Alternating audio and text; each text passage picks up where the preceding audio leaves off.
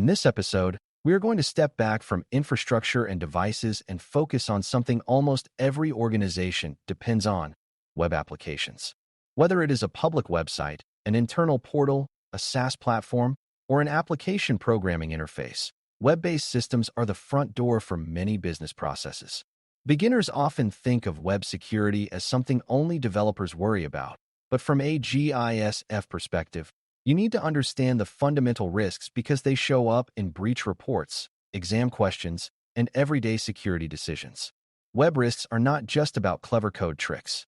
They often involve input validation failures, broken access control, weak session handling, and poor awareness of how browsers and servers interact.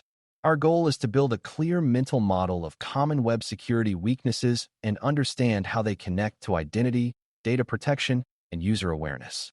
Before we continue, a quick note. This audio course is a companion to our course companion books. The first book is about the exam and provides detailed information on how to pass it best. The second book is a Kindle-only ebook that contains 1,000 flashcards that can be used on your mobile device or Kindle. Check them both out at cyber.author.me in the Bare Metal Study Guide series. Start with the most basic concept. Web applications accept input from users and return output. That input might come from form fields, search boxes, URL parameters, file uploads, or application programming interface calls. Anytime input from a user is processed by a system, there is risk. If the system does not validate or sanitize that input properly, an attacker may be able to manipulate how the application behaves. For example, instead of submitting a normal username, an attacker might submit specially crafted input designed to alter how a database query runs. The details of how that works are technical, but the concept is simple. When the application trusts input too much, it can be tricked into doing something unintended. This category of weakness has appeared in many high-profile incidents because input handling is fundamental to how web applications function. Another core web risk is broken access control, which is closely related to identity and authorization.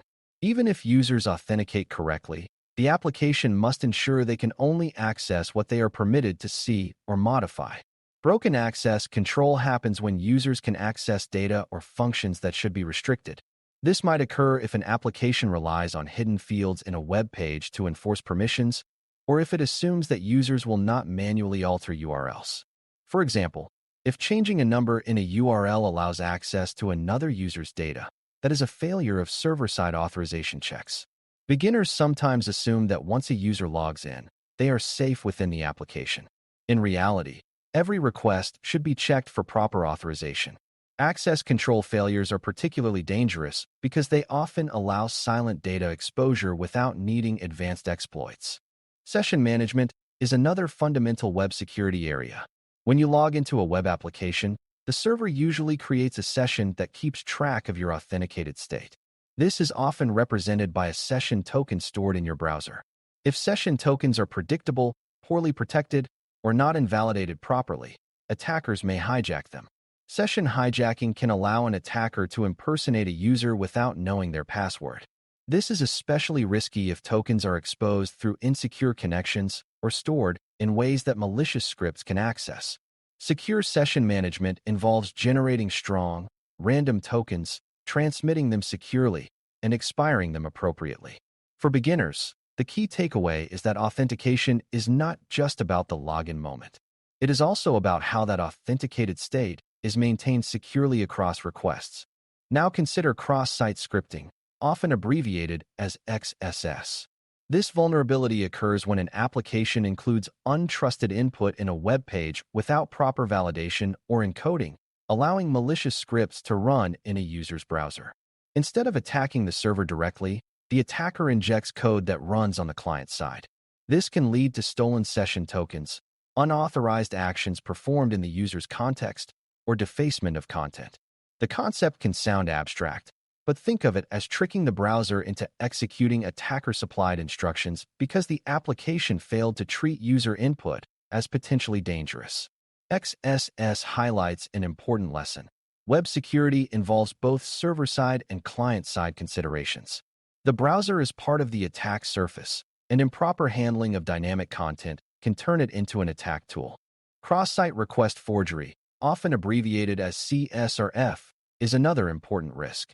It occurs when a malicious site tricks a user's browser into making an unwanted request to another site where the user is already authenticated. Because the browser automatically includes session cookies, the target site may treat the request as legitimate. For example, if a user is logged into a banking application and visits a malicious site, that site might trigger a request to transfer funds, and the banking application may process it if there are no proper anti-forgery protections. The key concept is that trust in the browser's session state can be abused. Proper protections involve validating that requests come from legitimate sources and including anti-forgery tokens that cannot be easily guessed or reused. Beginners should see CS or F as a reminder that authentication alone does not guarantee request legitimacy. File upload functionality is another frequent web risk area. Many applications allow users to upload documents, images, or other content. If file handling is not restricted properly, attackers may upload malicious files disguised as legitimate content. Those files could then be executed on the server or accessed by other users, spreading compromise. Even if the file is not executed, it might contain malicious scripts that run in the browser when viewed. Proper file handling requires validating file types, scanning for malicious content, storing files securely, and avoiding direct execution paths. The beginner insight here is that any feature that allows user-supplied content increases attack surface.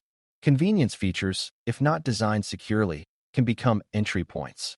Application programming interfaces, or API, add another layer of risk because they often expose functionality to other systems and developers.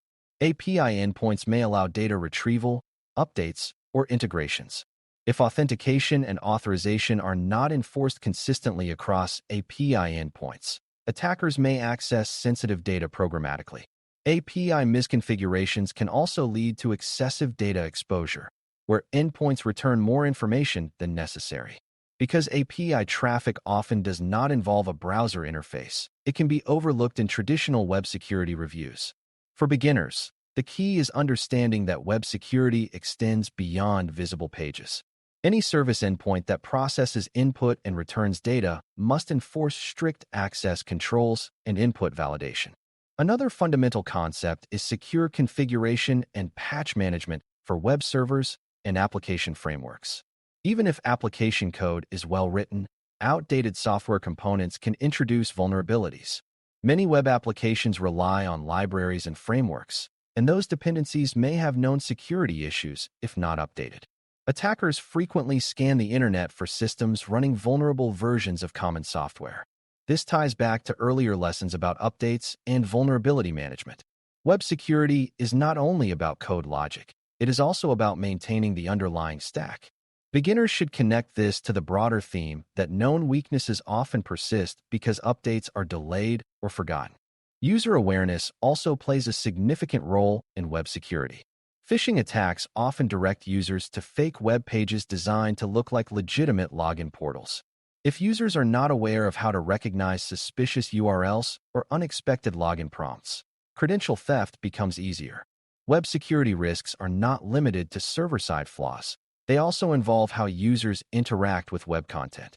For example, users might download files from untrusted sources, click links without verifying their origin, or grant excessive permissions to web applications.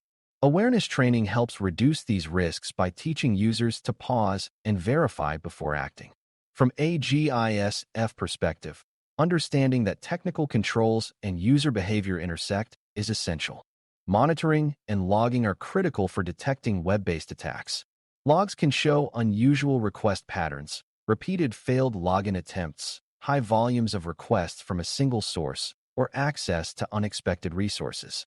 Web application firewalls may help filter malicious input patterns, but they are not substitutes for secure coding and proper access control.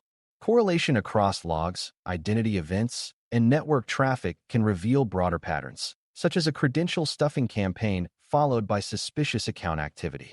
Beginners should remember that web security is not only about prevention.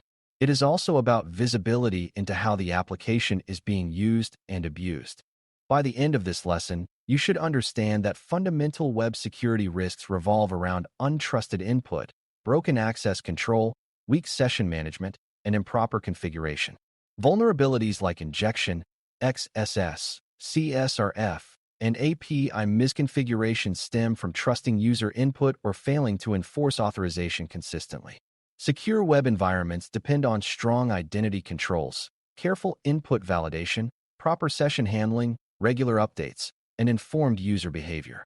The decision rule to remember is this: whenever evaluating a web application, ask how it validates input, enforces authorization on every request, protects session tokens, and limits exposure of sensitive data before assuming it is secure. Thanks for listening. For more audio courses, daily newsletters, and more, please visit baremetalcyber.com.